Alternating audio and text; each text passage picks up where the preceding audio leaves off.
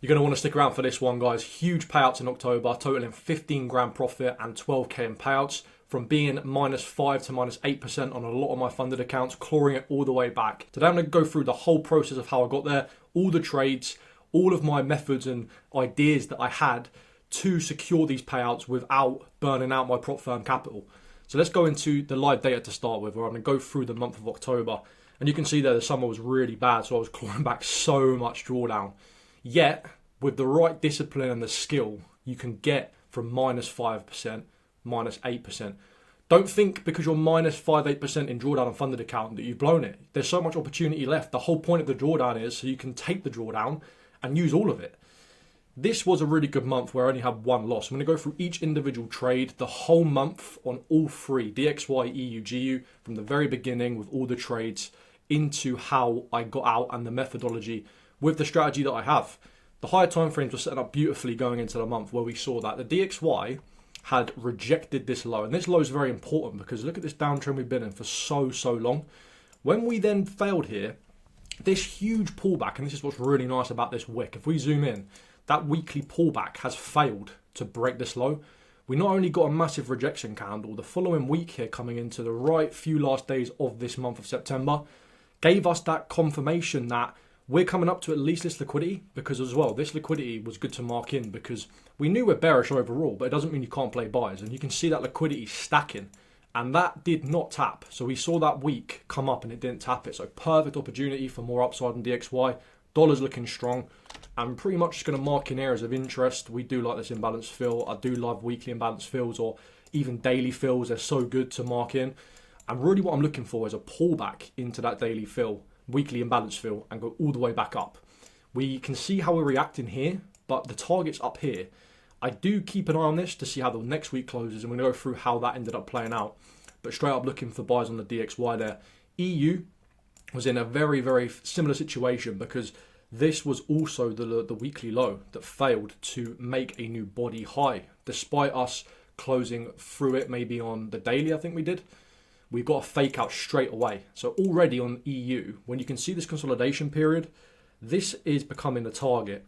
But not only that, you also have this low, because this was the actual pullback that took out a previous weekly low that gave us that push. And many of you guys watch my videos, you'll know exactly what I was thinking during these processes, and you can go back to watch the live trades as I was going through the week.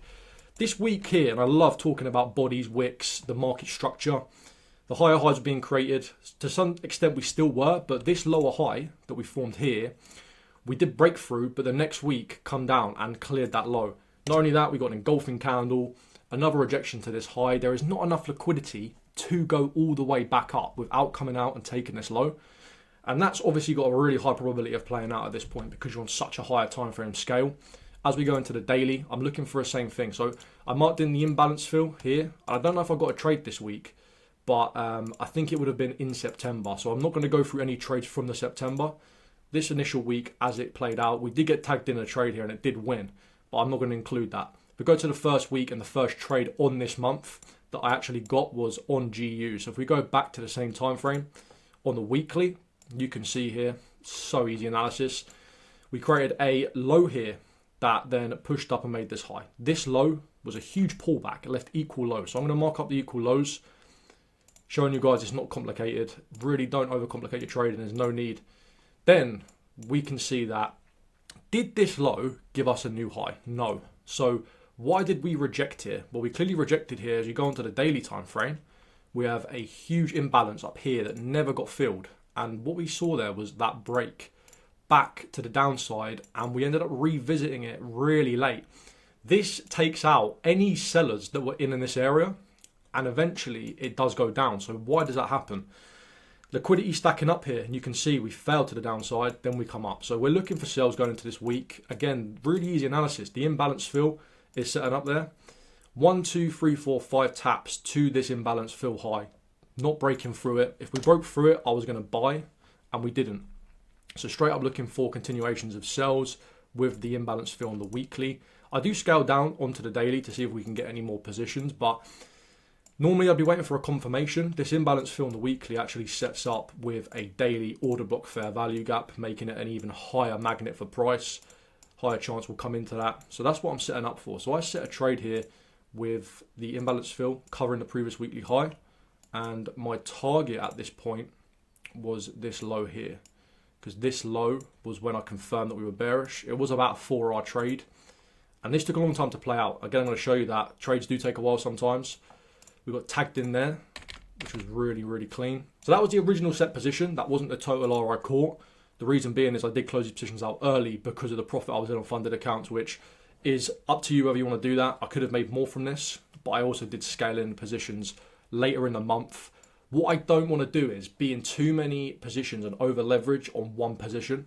I do risk really low, and I make sure that I've got variability to get out and get back in another trade and secure the profit. And that's what I like to do.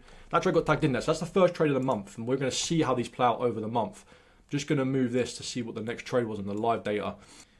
Let's play out the rest of this week on GU to see what it did. It nearly stopped me out. And that's the power of understanding, okay, that's my previous weekly high. Are we going to need to break that previous weekly high? I deemed it not to be an issue, and we did respect it, which is the whole point of the trade. So we did get another engulfing candle, which I didn't scale into here. As you can see, this is the final close of the week, and it actually closed bullish. But you can already see here how we are respecting previous weekly high. We did engulf the previous week, but the daily structure at this point is still somewhat intact. So I didn't close this trade out. The next trade is all the way on the 16th. So we've actually got another week to go through here.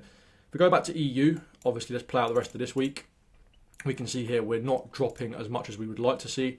And we did get a bullish engulfing candle here. But again, the whole point of the liquidity being respected here makes sense to drop. So I didn't take trades going into this next week, and I think this was a no trade week. So we can skip through this week. We will see how the DXY closed, and it in fact closed bearish. The next week on DXY, we'll go through this week, there were no trades. This was the weekly close. Very, very important. We'll go back to that in a sec. We'll see the rest of this play out. We've got the next week on EU. We just dropped the whole week. So already now, the weekly is coming down into this low target, which makes us setting up for more ideas, but we will go to that in a sec. This week then played out. We started to see the drop, which is really nice. So we're now running in profit on this. We've also got the weekly time frame. Another engulfing bearish candle, really, really easy. We're creating lower highs and lower lows to target this low. DXY of the weekly now. What did we do? We broke above these 3 liquidity wicks. Perfect. Looking for more buys. Got another imbalance fill on the weekly, and we could get more positions for a pullback to see that continuation. So again, I'm looking for more upside on the dollar. Gives us more options for downside on EU and GU. So going into this week, I did have sells set up, and I actually got tagged in 2 positions here. The first position did lose, and it was on EU. So we're going to set up for the week. So what I would do on the weekly is I would sit there and say, okay, we've tapped this low. We've closed strong at it. We did get a retracement. We could get a heavy pullback. So really looking for that imbalance fill again to set up for another weekly trade. Is the daily setting up for any POIs? I want to see an imbalance or an order block. No. Okay, well, we could scale down onto the lower time frames, which I did do. And in fact, I did like this 2-hour POI. And I do go down the time frame sometimes if nothing on the higher time frames is setting up. So I had a first position set at this. What I'm expecting again, if we go to the weekly and just to see where that previous weekly sat, are we expecting the previous weekly high to be broken? No. Why? Because we engulfed. We didn't need to see anything significant before continuing through this low. So I set up a position here with targets down at previous weekly low. And I did have a second position running. So this was about a 2-hour trade overall. So we've got that set in. And then my second position was similarly covering this area. Wanted to get in around the imbalance fill, and I did have stops above previous weekly high, but I think I might have covered that high just about. It was just around a 2R, so I might have gotten a little bit higher in between these 2 trades. So really, these are my 2 positions for this week. Already set up, ready to go. No need to come on every day and look at the charts unless we get a bearish daily engulfing candle. Same for GU going into this week. We're already in a trade. I don't see any trades coming into this week unless we get the engulfing. So we're going to go through this week day by day and see what we do. So we're looking for that pullback on DXY. We didn't quite do that. We saw EU then drop as well. And something happened on this week which was really, really nice on EU. GU, we're going to let this play out. All right, Tuesday, that was Monday. Tuesday, failed to take this high out. Means there's a higher chance we create a lower high. We're going to get a bit of a pullback. EU, we did also see us just about failed to take out that previous weekly low. So already now, I'm setting up equal lows. Even higher probability If we get the pullback, we can come back to these lows. And it's just understanding these little details as you're looking at this and going, yeah, this hasn't hit my target. So it's primed to still give you that pullback and continuation. GU there continued down, but it's a little bit slow. So we're not really doing much here. The patience you've got to have when you're in daily positions like this is a lot. But at the same time, because you're not magnetized to the charts every day, you can just let it play out. DXY, we then got the pullback, which is really nice to see. They're the next 2 days, finally nearing that imbalance fill on the weekly again. EU come up, first position tagged there on Thursday. Friday, the second position was also in. I think that was actually Thursday. Either way, stopped out on that one, so we're out -1R. So that's the first trade that's played out in the month, was a first overall loss and trade of the month. That one then got tagged in. So we're now sitting in 2 positions to finish this next week on EU. We'll play out that Friday just to see where that is. So we're setting up, we're creating higher structure again. We're seeing clear higher highs above this liquidity. We've pulled back. We've found an area of imbalance fill on the weekly. It's priming for these highs, to be honest, and you can just see how simple this is. And the market structure, when it's this clean, it's only going to happen between like 3, 4, 5 months of the year. The other months are going to be much more difficult. So make sure when it's easy that you're capitalising. It doesn't mean you've got to put more risk on. It just means you've got to be settled with what you're doing, knowing that even if you've been in drawdown, this is the period. And when you're in the market enough and you've got the experience, it just feels right. And you know that the trades are higher probability to play out because you're seeing exactly what you want to see. You get the clues with the equal highs that we're setting up for with the pullbacks. And that was the week wrapped up there. So GU, we've got 2 days left, 3 days left.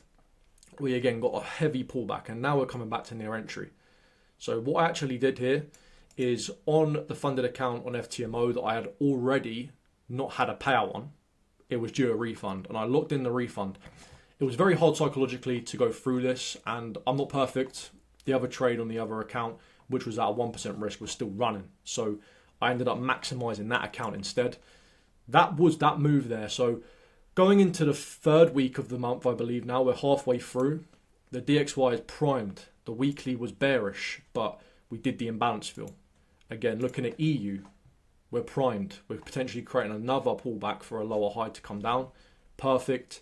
Not setting up higher time frames, just being able to wait for the scale-ins when they're ready is the best option. If we go on to GU, we have also seen a bullish close. The lower highs you can see, creating that lower low, lower high. Very choppy on the weekly, but on the daily, look how clean it looks. It's pretty solid. We're continuing to close through these levels, breaking these daily lows, creating lower structure. Really, really nice. So this week now, coming up to 24th, no trades were taken, just letting these trades run. So we're going to skip through this whole next week. We did 1, 2, 3, 4, 5. Saw a bullish week. It wasn't that big in volume. That's the thing. And when you're looking at this on the daily, you can get caught up thinking, we're tapping into this fill and we're not breaking it. You've got to be aware of that. Not to say you need to close out because you haven't seen a big rejection yet, but we're stalling. And when we're seeing price consolidating, this is where higher time frame traders will get out of trades because they're like, well, we're not moving. Yeah, but if you're in buys from down here or down here, then there's no reason to close out, which is a good option for us when we do get the volume. That is higher chance it is going to go up. EU for this week, I think we come down.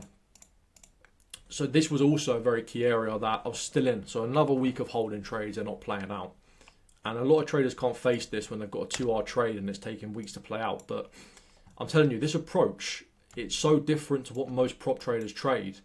And there's going to be a reason why I'm closing on that 7 figures funded and other traders are just getting 200k funded, 100k funded and blowing it and then buying a new challenge, passing it within 2 weeks, blowing it, maybe getting the odd payouts here and there. I'm not about that. I'm on about slow, consistent gains. Traders need to really focus on that because over the long term, the idea is to get the payouts to help grow your live account and create a structure in your mind that you can stick to every day, day in, day out. And you know deep down that you're profitable and you're not blowing accounts with a low risk on the funded. This was clearly then going into the following week. We'll have a look at the weekly. 1, 2, 3, 4, 5. Weekly is done. Great opportunities for more trades going into this next week now. And the reason why I say that is because you go back to the weekly time frame and we have had a bullish close. So we're expecting the upside to come in now. We've seen that pullback got respected. EU for the same thing. I'm still in this trade. I'm waiting for a bearish candle to close to give myself an opportunity for a sell. And apart from that, GU was also looking good. So my analysis in terms of entries for this week, when we looked at the weekly time frame, I wasn't playing any higher time frame off that because we didn't engulf on the weekly. I am expecting the downside, and I'm waiting for a medium time frame daily confirmation candle. What I would like to see is, ideally, to see this lower high respected. And you can see here, and this is something I've got to point out, because as a trader, you can understand what's in control here. Are the bulls in control or the bears in control? We've had 3 daily candles with no volume, all creating indecisive upside and downside wicks. Look at the bearish candles. All we need is one big bearish candle, and these lows, if we pull back, we're going to go down. Really, really easy. GU for the same thing. I'm looking at this on the weekly and we've engulfed. So not only have we engulfed, this low was tapped 3 times without breaking. This was the failed swing low to take out this overall yearly high with this lower high printed. Now we've broken that. Well, what do you expect? A small retest and a continuation, clearing this area.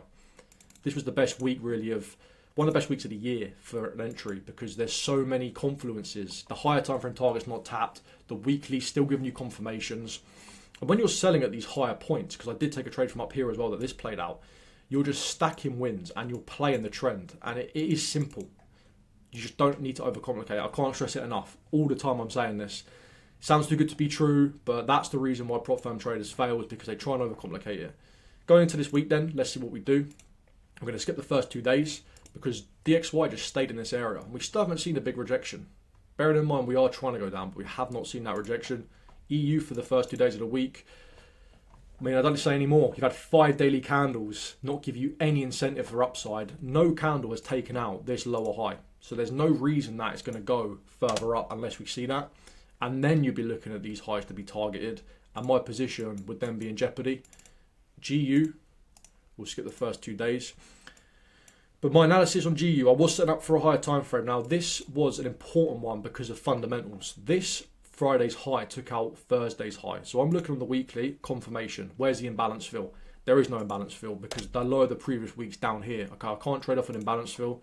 Can I trade off a daily POI? Well, you could trade off this daily imbalance. What do I like to see? Well, that's an area of interest for sure. But then there's also an area of interest here. And the distinguishing factor between me wanting to get in up here and here is because the weekly's engulfed. I'm not expecting a huge pullback. Therefore, getting in at the lowest point possible makes sense in this scenario. It doesn't always make sense, but distinguishing that is very, very important. And this is a potential inducement. If we don't go down to clear this low, then we're going to do that and we're going to do that. And it's not the best example on the Oanda chart because all the other liquidity providers on my prop firms took out this high. A lot of the other liquidity providers are based on a lower wick. Why is that? Because we had CPI coming in there, I believe. And this CPI, I think it was for the USD, come up and spiked in 1 minute and then we dropped. But what you've got to realise is sitting up here is a lot of liquidity, a lot of orders that were placed within that 1 minute time frame that I've seen many times. And this is the beauty of backtesting. When you've gone through years and years of backtesting, you start to spot them small triggers that make you go, actually, this is an entry, doesn't need to necessarily come up this high. So I'm setting up a position on the fact that we can induce that. My entry was a little bit lower. Why was a little bit lower? Like I said, we're just looking to cover this daily area and we're targeting down at the lows here, not the overall lows, because the other trade can take care of that. And we can see here that going into this week, I think as well, before we talk about this trade getting triggered, I did close this position out the previous week to secure profits at the end of the week. So I did end up only with about 2.5 R on that, with this trade being ready to be traded. And what this allowed me to do is really get out, secure profit, a payout's guaranteed. This one then can get scaled in. And on other prop firms that were in more drawdown, I did hold this trade all the way down because that's what you've got to do to get out of drawdown. But when you're in profit on the accounts, it is a little different. So just waiting for this trade to come in for the week. And we've got EU playing out. And I'm just going to clear the next few days because I did take another trade on EU this week to scale in. So we saw here Monday, Tuesday. Monday, Tuesday's here. I don't know if we've done GU yet. So this is Monday and then this is Tuesday. Tagged in pretty much to the pip and got out on the same day. Really nice trade. And this trade was about 3R in the end. I did have a bit of a higher stop loss than that. Perfectly played out that move. And then you can see how this just ran down. Took out the overall lows. Perfect trade on all of my prop firm accounts. I was also in sales in September from here, and I was just playing this move because when the higher time frame target is identified and it's high probability, just trust it.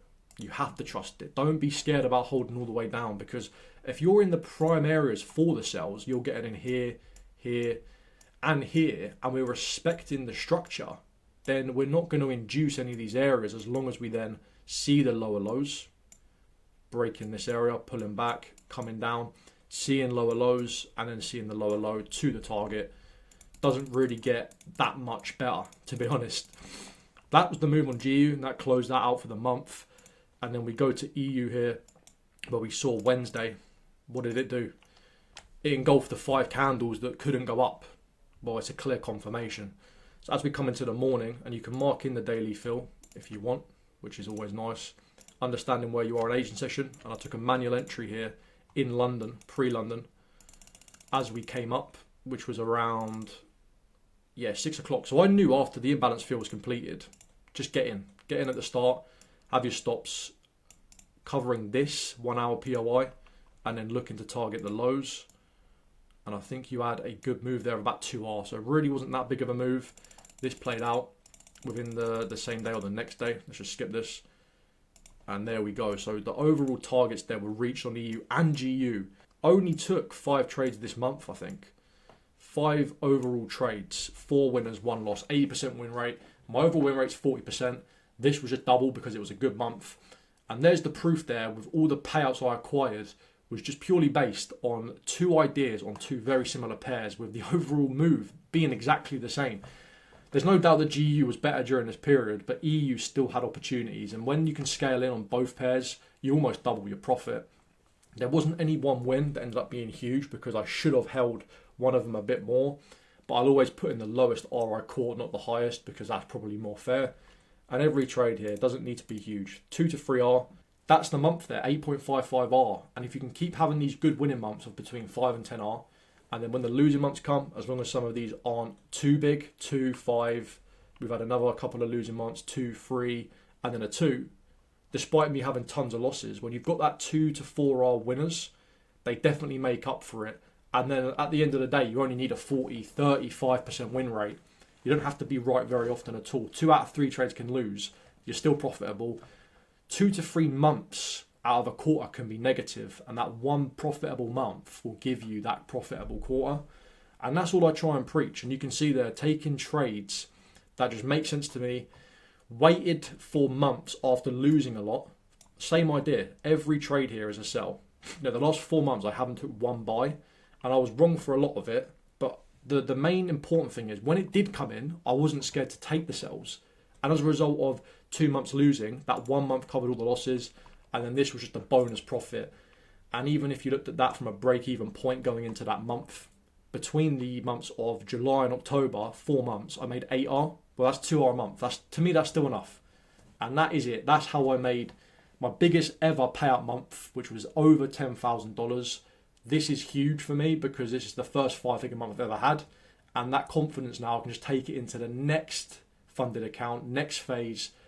All the prop firms I'm accumulating now also in that period got me 200K's worth of funding. So I'm now accumulating even more funding, so the next lot of payouts are even bigger. And it's just a cheat code at the end of the day. Looking forward to the rest of the year, just going to stick in there, take the trades that make sense. I'm halfway through November. I've took 1 loss, no wins. So the month is obviously going to be a bit slower because you can't have good back-to-back months all the time. But just make sure when them periods come, you sit out and you just wait for the right opportunities. So I hope you guys enjoyed that one. Take care. See you later. Peace.